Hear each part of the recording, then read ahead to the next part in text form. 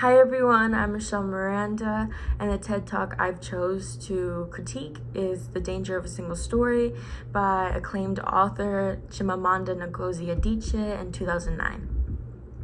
In her speech, she depicts the harmful stereotypes that arise from incomplete narratives, or in other words, single stories. I chose this speech because it's one of my favorite.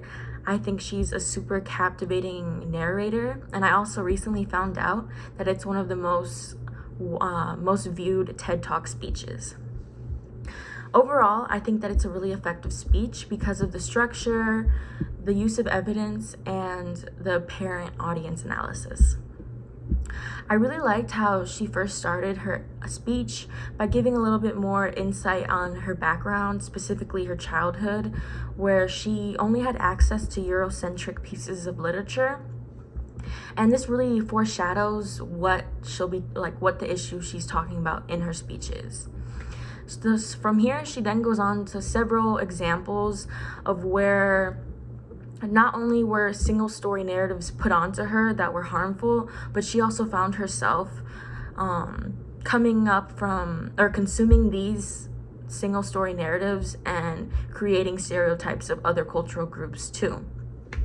She also mentions the role power has in relation to the access of stories, but also the power that stories have in themselves to make or break groups.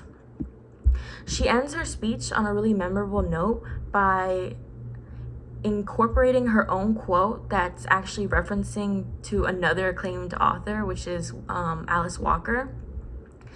And I just thought that was super, super unique. As for evidence, most of her evidence is actually anecdotal, but I think she does a good job of showing both the good and bad sides of her story. She also references a little bit to history, as she claims that the beginning of single stories actually started in 1561 in John Locke's Voyage book, where he talks about how he visited African villages with people with no heads and people who had no homes, and how this really just started the whole idea of creating negative stereotypes from single stories.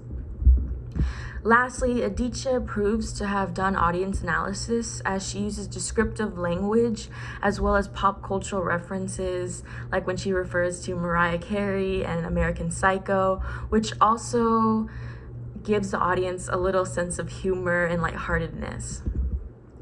I think that she really recognized that her true audience were all the viewers of TED Talk. So she made her speech simple, yet it was still relatable and captivating. Therefore, I'd recommend for anyone to go watch it. I think it was an amazing speech, and thank you for listening.